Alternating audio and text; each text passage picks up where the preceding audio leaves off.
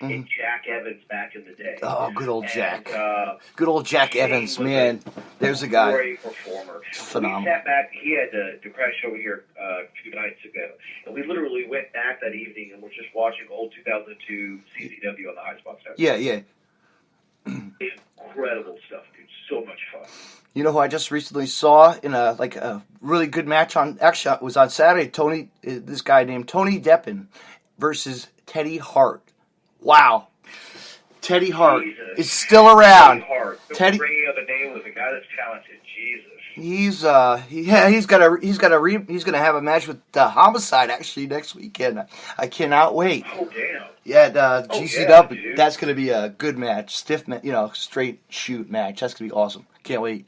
Oh, God, yeah, dude. And like I said, Teddy, it's funny you bring up that name because we were watching also the old MTV wrestling show where High Society was Jimmy Hart and Ruckus. Yeah.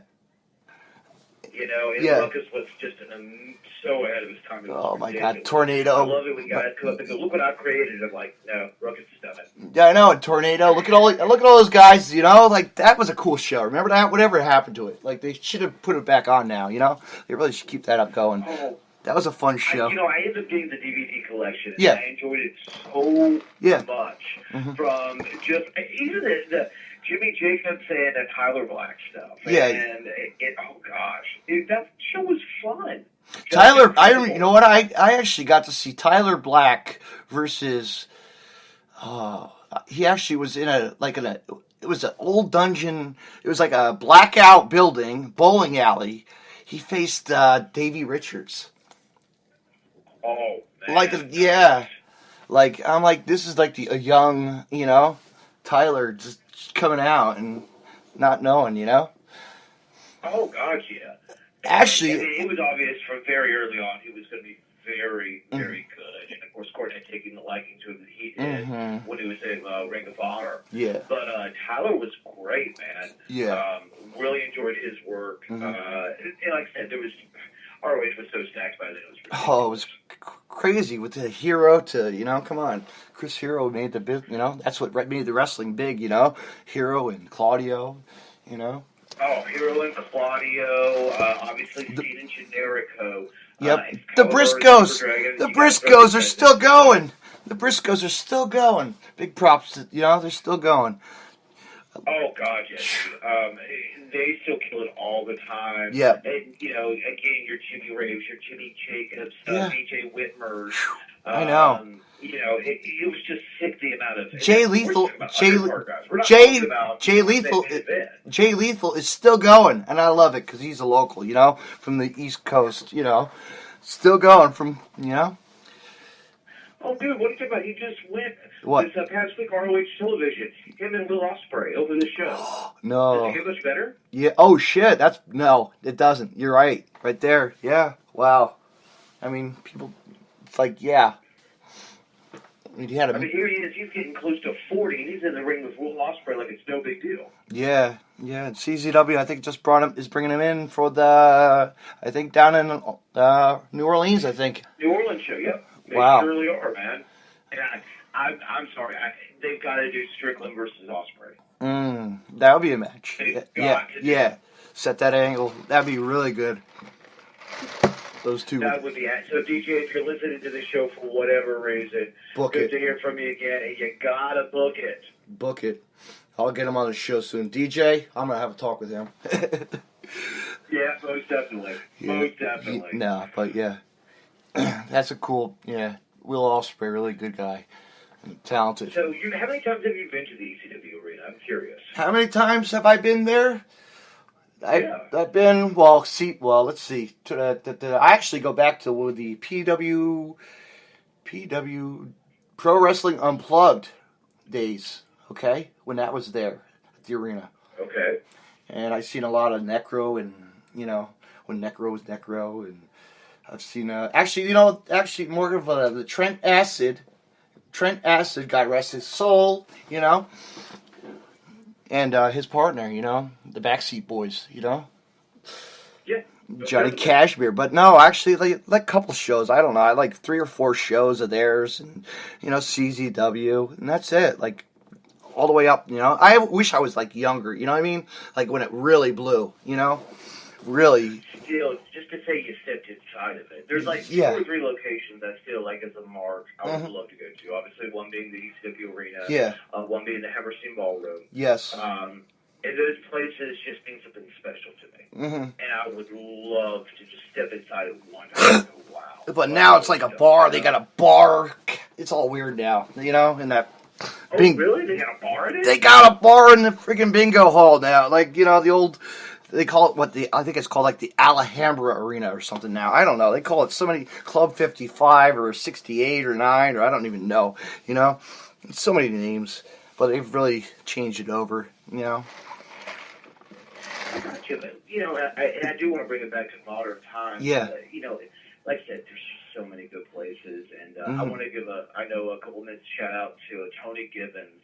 One of the best promoters and bookers in the country. The stories of Smoky Mountain NWA, obviously now it's Innovate Wrestling. You know, a guy that I look up to in a lot of different ways for the way he handles himself. He always has this great quote, I sell moments, I don't sell matches.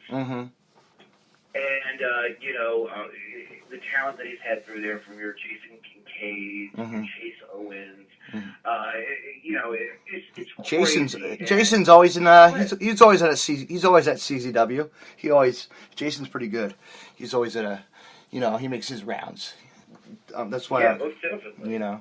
But, you know, Tony is such a cool guy. And, you know, it was just a couple of weekends ago that I got to go there. And, you know, lo and behold, who do I run into but former writer of Raw, former writer of Impact, former writer of ROH, Dave Legata. Oh, wow. And it was the first time I met Dave. And Nick Aldis was there, and it set up the March 3rd match between Devin Driscoll versus Nick Aldis for the NWA Heavyweight Championship. And being able to pick Dave's spine for 10 minutes, about 10 pounds of gold. I don't know if you saw the CZ. I heckled him, Nick. At the last Big Cage of Death show, I heckled him. I got it. Oh, wow. I got it. Wow, actually, I watched it, and I do remember him reacting to a fan. That must have been you. Yes. Yeah. We had to have a pop because nobody cared for that match, really. We really didn't know what was going on, you know what I mean? It was like a match, they threw it in there, you know? Well, that was the whole thing. Yeah. I actually asked him about that Saturdays ago. And Dave's like, that's why we chose CZW. Yeah. Because it's the one place no one thought we would do it. Yeah. And then the run-in with GCW, they didn't, you know, that wasn't scripted at all, you know? That was all. Yeah, I mean, it was just absolutely crazy. Yes, it was. But, you know, obviously the march to the match with Devin and Nick for the NWA Heavyweight title. Yeah. I think you're going to be seeing a lot of me and Devin in NWA this year, which I know we're both very excited. And I am his personal ring announcer now. Yeah. That's going to be a blast. I'm definitely dying to see what Billy Corgan's got planned for the NWA. You know, the rumor's already out. The TDS has already, you know, acknowledged that, yes, they are under negotiation for a television show. So, you know, there's going to be some really cool times coming up with them this year. I know that I'm definitely looking forward to. Dave was such a sharp guy, man. Let me tell you, I cannot give him props enough. No, that's awesome. It's good to be, you're really close, you know what I mean? People don't know. Oh, yeah. It's going to be a lot of fun. That one I can guarantee. Yeah. Could be like, hey, could I get a ticket? Hold on. Let me see what I can get for you, Russell. You can hit me up, my friend. If we're up that way, definitely, and I'm going, you can hit me up. There's no doubt about it. No, I don't. No, friends have hookups. I don't, you know, we all do. It's like, hey, come on. Oh, gosh, yeah. You know. Trust me, if I was up in the Philly area, I'd be like, all right, take me to the dojo. Yeah, take it to the dojo. Go to the bar after. That's it. You know, that's what they all do. It's just go to the bar after the show. Hey, not a problem. Not a problem with anybody, you know. Never. I can honestly say one of the most embarrassing moments of my life was in Philadelphia. So, at a redneck music festival years ago, 20 years ago. Right. And you can't take 6 rednecks, take them to a bar and say, the label's paying for the tab, go at it. Bad things happen. Bad things happen. I can imagine. You know. My one and only trip to Philly, and I only remember bits and parts of it, but I was young. I was in my 20s. I can't say anything. But like I said, they changed it. It has a bar in it now, so, you know, they really spruced it up. You know, because actually because like currently right now, let's see, Tommy Dreamer. There you go. House of Hardcore.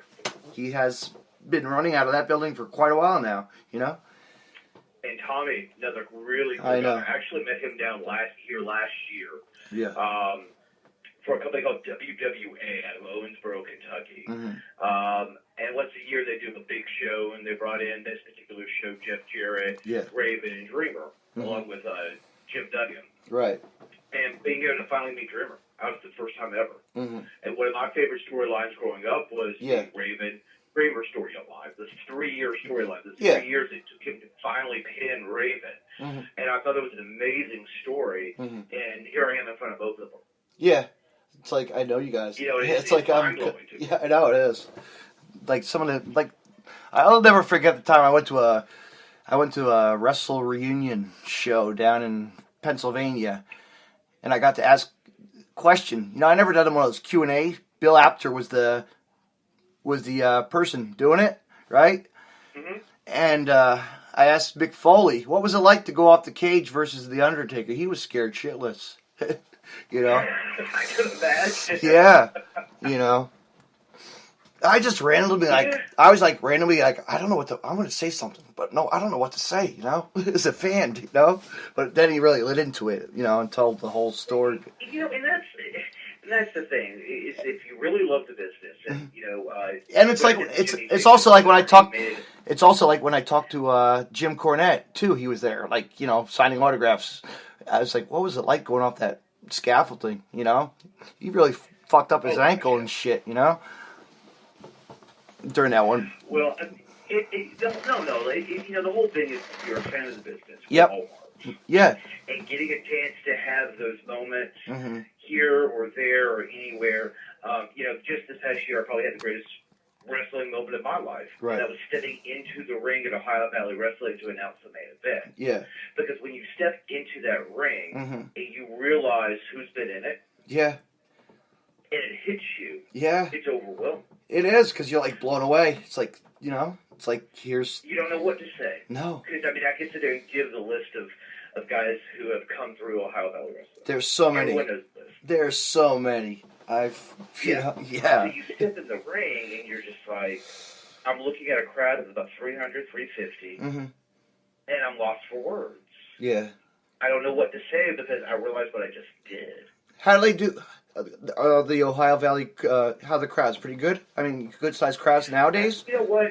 They're on episode 962 of their television. Holy shit. Here every week in the Louisville area. Holy shit, that's pretty good. That's good. Just this past Saturday night special, we actually sold out Davis Arena. Yeah. It was a paid of over 415 people. We had to return 40 tickets that night. Oh, wow. We just didn't have room. The fire marshal was there. Oh, yeah. They always have the fire. You know, you're looking at all these years, you go, man, they're no longer associated with WWE or Ring of Honor or Impact. How are they doing? Yeah. Just as well as you could possibly expect. Wow. Yeah, because they got the talent that they really know. You know, they got the up-and-coming talent, and that's they don't realize. You know what I mean? Oh, God, yeah. And they still do. You know, they've got the... You know, Rip Rogers does a great job, and I will never deny him this, teaching guys the basics of the business. Yeah. And if you want to learn how to work TV, there's only a few places to go these days. There's a lot of places you can go and learn how to wrestle. Yeah. But there's a difference between that and learning how to work a TV match. Yep, and go on TV and talk. Camera angles and how to work a hard cam and all the other things that go into a 7-minute match. Or and promo. Match. And a promo. Behind, you know, and the promos. God, yeah. You know, the promos. You know, they've got, you know, not only beginners classes and advanced classes with Rip Rogers, but they've got classes with the Pope. Yeah. Just to learn how to cut a promo. And, you know, it's a great way to learn what I say are the basics. How to work safe. You know, you're not going to learn Lucha Underground stuff. No, you're not going to learn how to do a 450. Yeah. But you're going to learn how to work safe. You're going to learn how to work team. What did you think of that one match? Do you remember? Do you remember that one match on Lucha? Oh my God, that was a pretty good match versus AR Fox versus Shane Strickland. Remember that one? Oh my God. Yes, I do. Actually. Whoa, and I got to give up Matt Cross. Yes.